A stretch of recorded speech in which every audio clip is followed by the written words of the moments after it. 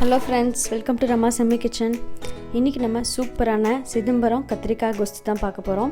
ஒரு சாஃப்ட்டான இட்லி கூட இந்த கோஸ்து வச்சு சாப்பிட்டீங்கன்னா ரொம்ப டேஸ்டியா இருக்கும். நிறைய வெங்காய கோஸ்து, நிறைய டைப்ஸ் கோஸ்து இருக்கு. இது சிதம்பரம் ஸ்டைல் நான் பண்ணியிருக்கேன். ரொம்ப டேஸ்டியா இருக்கும். வாங்க பார்க்கலாம். ஃபர்ஸ்ட் கத்திரிக்காய் நல்லா வெண்ணெய் கத்திரிக்காவை இந்த மாதிரி வாங்கிக்கோங்க. அதை நல்லா நாலா கட் பண்ணி தண்ணியில் போட்டுக்கலாம். ரொம்ப பொடியாக கட் பண்ணணும்னு அவசியம் இல்லை, ஏன்னா இதை நம்ம வதக்கிட்டு நல்லா மசிக்க போகிறோம். ஸோ ஃபஸ்ட்டு கத்திரிக்காவெல்லாம் கட் பண்ணி நம்ம தண்ணியில் சேர்த்துக்கலாம்.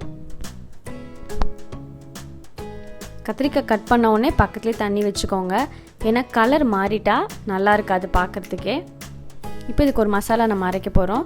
வானலில் 1 டேபிள் ஸ்பூன் அளவுக்கு கடலைப்பருப்பு சேர்த்துருக்கேன். இன்றைக்கி நான் 1/2 கிலோ அளவுக்கு கத்திரிக்காய் எடுத்திருக்கேன். அதுக்கு இந்த மசாலா சேர்த்துக்கலாம். 1 டேபிள் ஸ்பூன் அளவுக்கு மல்லி சேர்த்துக்கலாம். ஒரு 1/4 டீஸ்பூன் வெந்தயம் நிறைய சேர்த்துடக்கூடாது, கசக்கும். உளுத்தம்பருப்பு 1/2 டேபிள் ஸ்பூன் உளுத்தம்பருப்பு, ஒரு 1/2 டேபிள் ஸ்பூன் சீரகம், ஒரு 8லேருந்து 10 வரமிளகாய் சேர்த்துக்கலாம். இப்போ இது எல்லாமே நல்ல வறுத்தா வாசனை வரும் உங்களுக்கு. இல்லை வாசனை வர வரைக்கும் நல்லா செவக்க வறுத்துக்கலாம்.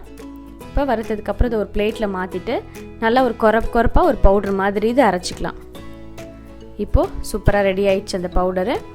இப்போ வானலில் நல்லா ஒரு 2 டேபிள் ஸ்பூன் அளவுக்கு எண்ணெய் விட்டுக்கலாம். நல்லெண்ணெய் செஞ்சிங்கன்னா இன்னும் நல்லா ஃப்ளேவராக இருக்கும். இப்போது எண்ணெய் நல்லா காஞ்சதுக்கப்புறமா இதில் நம்ம இப்போ சின்ன வெங்காயம் சேர்த்துக்கலாம்.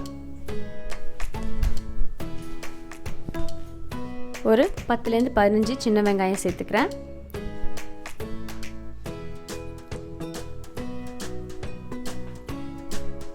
நல்லா ஒரு வாட்டி எண்ணெயில் கலந்து விட்டுடலாம். அது கூடவே நம்ம கட் பண்ணி வச்ச இப்போ கத்திரிக்காவை சேர்த்துக்கலாம். இதில் கத்திரிக்காய் பாருங்கள் இவ்வளோ ஃப்ரெஷ்ஷாக நல்லா கலர் மாறாமல் இருக்குது. நீங்கள் சில்லுன்னு தண்ணியில் போட்டு வச்சா கூட இந்த மாதிரி நல்லாயிருக்கும், கலரே மாறாது உங்களுக்கு. ஸோ நம்ம போட்ட வெங்காயமும் கத்திரிக்காயும் நல்லா சாஃப்டாக வதங்கணும்.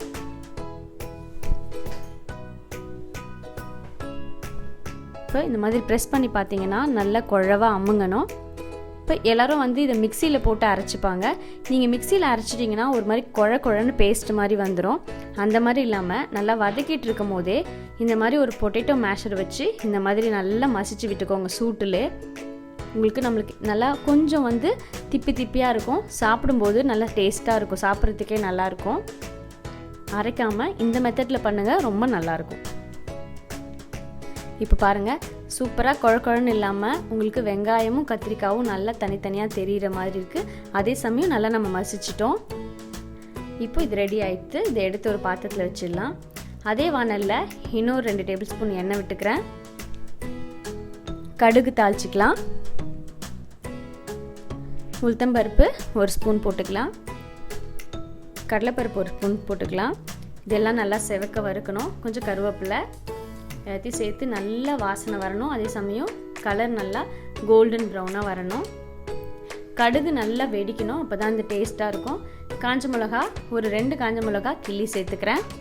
இது கூடவே நல்லா பெருங்காயம் நிறைய சேர்த்துக்கோங்க, நல்ல வாசனையாக இருக்கும். அது கூடவே இப்போ சின்ன வெங்காயம் சேர்த்துக்கலாம். சின்ன வெங்காயம் சேர்க்காமல் நம்ம டேரெக்டாக கூட நம்ம புளித்தண்ணி சேர்க்கலாம். கொஞ்சம் இது சேர்த்திங்கன்னா சாப்பிடும்போது நல்லா க்ரன்ச்சியாக நல்லாயிருக்கும். இட்லி கூட சாப்பிடும்போது, தோசை கூட சாப்பிடும்போது. 1 டீஸ்பூன் மஞ்சத்தூள் சேர்த்துக்கலாம்.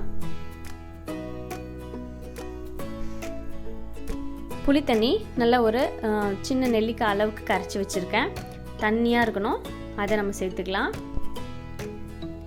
புளித்தண்ணி சேர்த்ததுக்கப்புறம் தேவையான அளவுக்கு உப்பு சேர்த்துக்கலாம். நம்ம வறுத்து அரைச்ச பொடியை இப்போ இதில் சேர்த்துக்கலாம். உங்களுக்கு நல்ல அந்த கத்திரிக்காய்க்கு தேவையான அளவுக்கு இன்றைக்கி 4 ஸ்பூன் அளவுக்கு நான் சேர்த்துக்கிறேன். உங்களுக்கு எவ்வளோ தேவையோ நம்ம அந்த கிரேவிக்கு தகுந்த மாதிரி சேர்த்துக்கோங்க. இப்போ கலந்து பார்த்திங்கன்னா நல்லா கரெக்டாக இருக்குது. புளி தண்ணியோட பச்சை வாசம் போகணும். ஸோ அதனால ஒரு 1/2 டம்ளர் அளவு தண்ணி சேர்த்துட்டு இதை மூடி போட்டு நல்லா கொதிக்க விட்டுடலாம். நல்லா ஒரு 3 நிமிஷம் கொதிச்சா போதும். சூப்பராக கொதிச்சு அந்த நம்ம போட்ட பவுடரோட வாசனை புளி தண்ணியும் அதுவும் நல்லா கலந்து வருது. இப்போது அது நல்லா ரெடியானது, புளி தண்ணியோட பச்சை வாசனை போனதுக்கப்புறமா நம்ம நல்லா மசிச்சு வச்ச கத்திரிக்காயும் வெங்காயத்தையும் இதில் சேர்த்துக்கலாம். சேர்த்துட்டு நம்ம அந்த கிரேவியோட நல்லா ஒன்றா மிக்ஸ் பண்ணிடலாம். இப்போ உங்களுக்கு பார்த்தா தெரியும், நீங்கள் மிக்சியில் அரைச்சிருந்தீங்கன்னா இந்த மாதிரி இருக்காது, ஒரு பேஸ்ட் மாதிரி இருந்திருக்கும். இப்போ நல்லா தொக்கு மாதிரி சூப்பராக இருக்குது பாருங்கள். இப்போ நல்லா கலந்து விட்டுட்டு இன்னும் கொஞ்சம் கூட நம்ம தண்ணி சேர்த்துக்கலாம். ஏன்னா கத்திரிக்காயில் அந்த போட்ட நம்ம எல்லா டேஸ்ட்டும் கத்திரிக்காயில் வரணும். ஸோ இதையும் ஒரு 2-3 நிமிஷம் நல்லா கொதிக்க விட்டுடலாம்.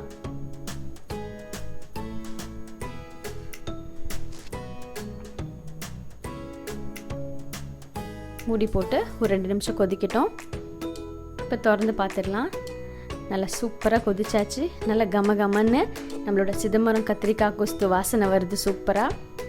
நல்லா அடியிலேருந்து கலந்து விட்டுட்டு கொஞ்சமாக இதில் வெல்லம் சேர்த்துக்கலாம்.